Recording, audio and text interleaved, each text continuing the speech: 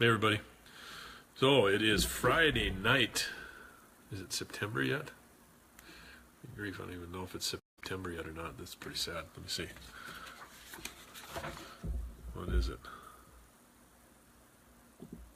It is. It's September 1st. Wow. Pretty smart, I guess, huh?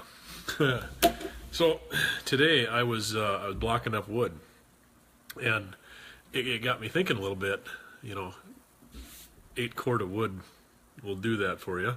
But it got me thinking a little bit about when people hear that I burn 15 to 16 cord of wood a year to keep the shop or the man cave heated and the house heated. We have outdoor wood boiler. I get all kinds. I get anything from "wow, that's cool" to "oh man, you're nuts. Why would I spend time doing that?" But it got me thinking about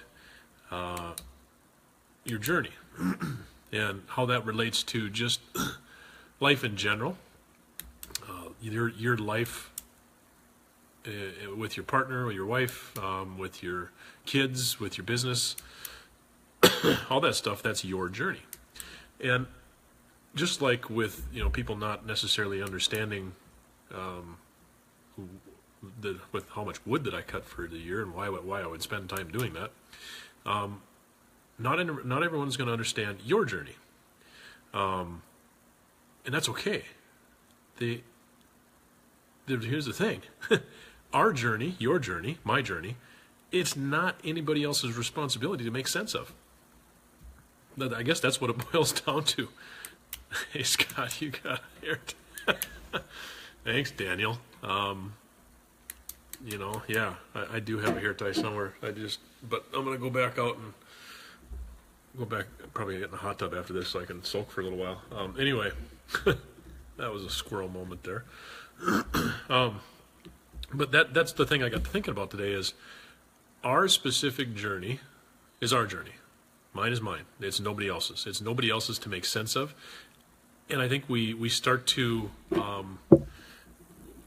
look at.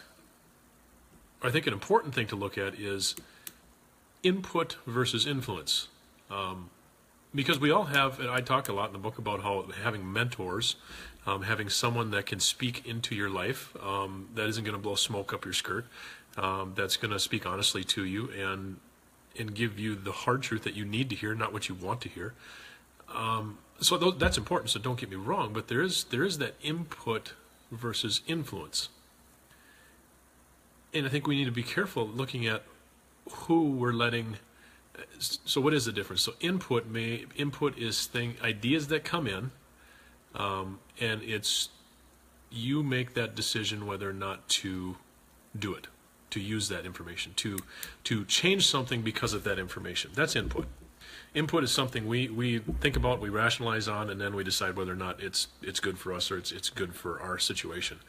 Influence, and here, business influencers are key. Eric Worre talks about that a lot, and shout out to Eric for everything he's done and taught me on that as far as influencers. But when you look at someone who's an influencer in your life, that's someone whose opinion weighs heavily and who has the ability to influence you to change your direction and your frame of thought with not without, but with probably less deep thought about what they say, because of who they are and because they're willing and you're willing to let them influence you.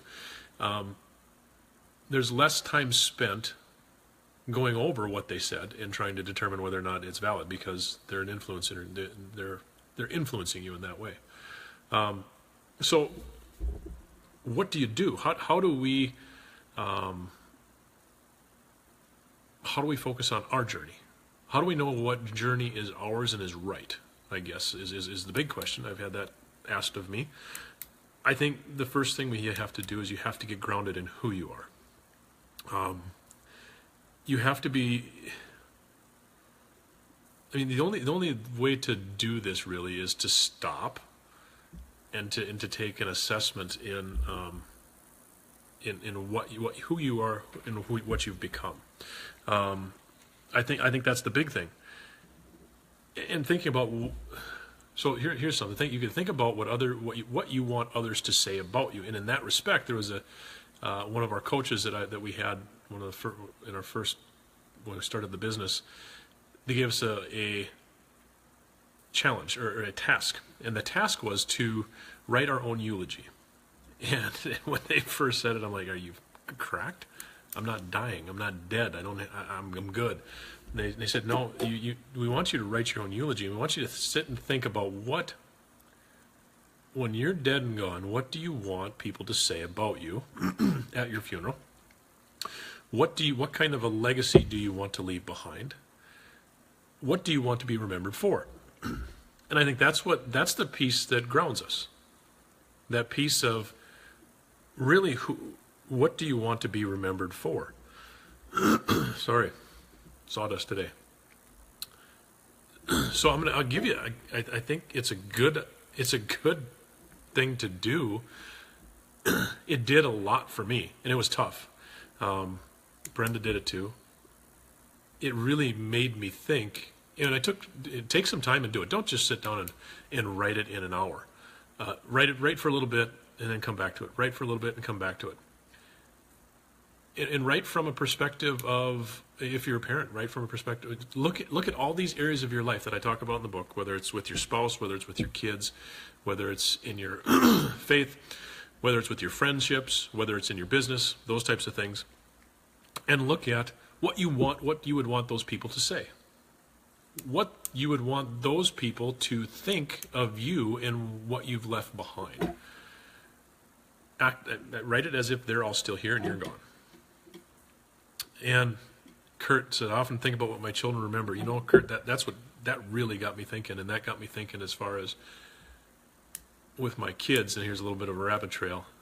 As a dad, as a man, am I there for my kids? Not just physically, but am I there? Because you can be present physically, but are you present emotionally? And I mean, we've got 3 boys, and we did a man myth the other day where emotion, men don't have emotion. That was one of the myths that we hear or see sometimes that's propagated, and I think that's a load of crap. Strong men have emotions, and they know how to deal with those emotions. Children throw tantrums, and they don't necessarily know how to deal with those emotions, or children stuff their emotions and don't show their emotions. When you grow up and you become an adult and you start adulting, you learn to control and to show the emotions properly. And that's what an adult is. I mean, we don't have to change. Nobody's changing our diaper anymore or tying our shoes, for crying out loud. So, some of the strongest men I know show emotion. But I think that really got me thinking as far as with the kids. When I wrote this eulogy, am I going to be remembered? And I'll tell you what, I'm going to do it too. Since I never ask anybody to do anything that I'm not willing to do myself. I'm going to do it with you guys. So I'm going to challenge everyone on here that's watching to do it. I'm going to do it too again because it's been a while since I did it. And my boys are older, and when I wrote then, they were all under 6 years old at that point. Things were, the things that they would remember me for might have been a little different than where they're at now. So, man, this is a good reminder for me to do it. So there you go. There's one thing that you can do to kind of ground yourself in who you are and what you're doing. The other thing that I want you to think about is, especially on this journey, because our journeys tends to change based on other people's influence and input, right? Whether that is a parent, a friend, a clergy, whatever that looks like, whoever had that position of authority over you that could speak into your life as you grew up. Sometimes we let them affect our journey. Sometimes it's for the good, sometimes it's not so good. So I want you to think of, what was it that you dreamt of as a kid? What did you want to be when you grew up? I wanted to be a rodeo guy. until I really figured out I like motorcycles better than horses, and that was my own change in my own journey. It wasn't anything anybody said I could or couldn't do.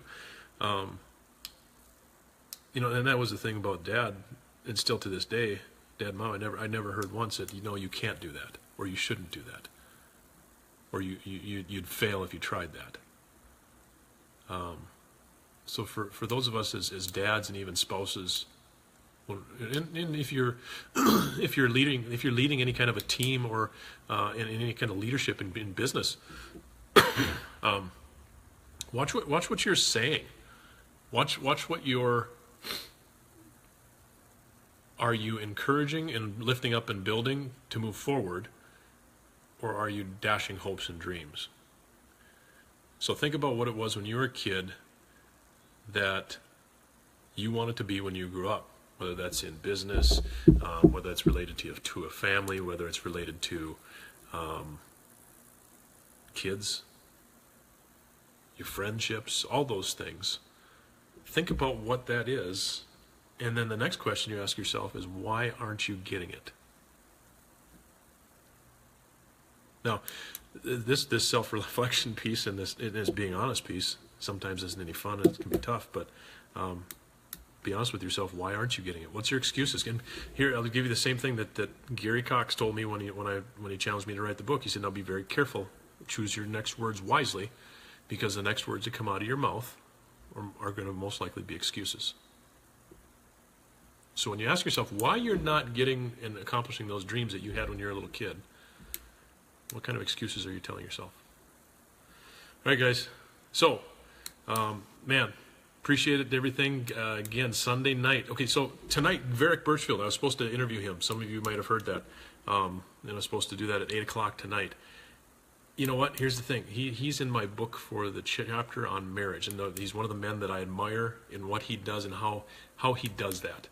And there's a reason. I mean, he just proved it again tonight, because we had it tentatively scheduled for 8 o'clock, depending on whether or not his wife was going to be coming back home after being gone for 2 weeks. And she decided, and she was able to come home tonight. So he had to cancel, and which is perfectly fine. And quite honestly, it just made me actually prove my point that I picked the very right person for that chapter to have in there as a dude that's killing it in that area. So anyway, but Sunday night, if you guys have seen, we're going to be doing an announcement for next week, what's coming up. So hope to see you guys all Sunday night. I probably won't do anything more till then, because it is Labor Day weekend. But y'all have a great rest of the evening, and a safe weekend. Watch out for the crazy ones on the road, everybody. Y'all take care. See ya.